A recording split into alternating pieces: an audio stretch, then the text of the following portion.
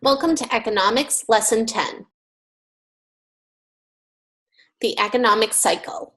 Our lesson objectives are: understand and explain the concepts of inflation and recession, explain the economic cycle, identify and discuss the tools governments use to predict and control the economic cycle. Additional suggested reading and review can be found at the PDF that accompanies this slideshow. Introduction. Inflation and recession are recurring phases of a continuous economic cycle. Government economists work hard to predict the timing of these phases and also to help control their effects. Inflation occurs when prices rise because there is too much money in circulation and not enough goods and services to spend it on. Recession occurs when prices go so high that people either cannot or will not pay the high prices. Demand goes down and the economy declines as well. Depression occurs when a recession fails to recover after an extended period of time. The economic cycle. Step 1. If the demand for products, like computers, went up, but there were not enough products available, then manufacturers and retailers would probably increase prices. This is because some people would pay more to get what they want. Step 2.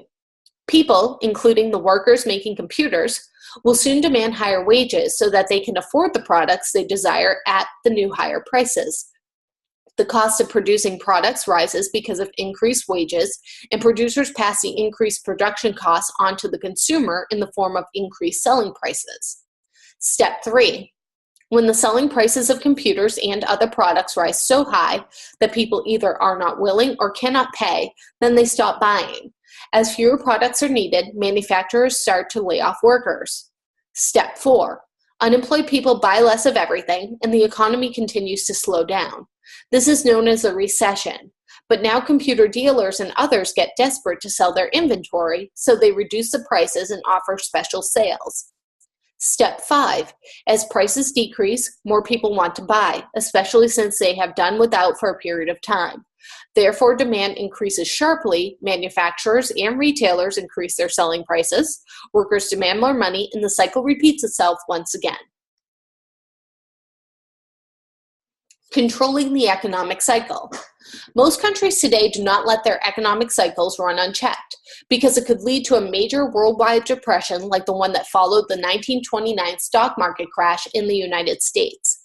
Instead, governments and central banks changed their monetary policies to affect what is happening in the economy. In the United States, the government body charged with the responsibility of controlling monetary policy is the Federal Reserve, often referred to as the Fed. The Fed's most effective tool for dealing with inflation and recession is its power to adjust the interest rates at which banks can borrow money.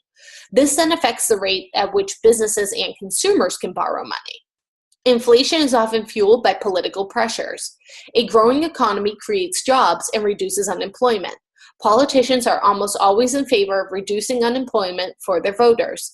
Consequently, politicians urge the Federal Reserve to adopt an easy monetary policy that stimulates the economy.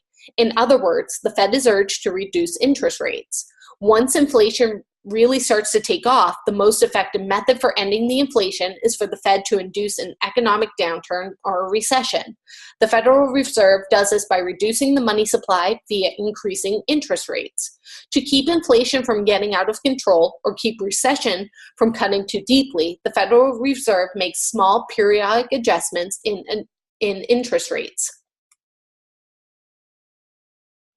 Who wins and who loses during inflationary times? During periods of inflation, big debtors make out well. Many times the money they pay back is only worth half as much as it was worth when they borrowed it. Inflation also prompts investors to buy things they can resell at huge profits, like artwork and real estate, rather than putting their money into companies that can create new products and jobs. The people who are hit the hardest during periods of inflation are those living on fixed incomes.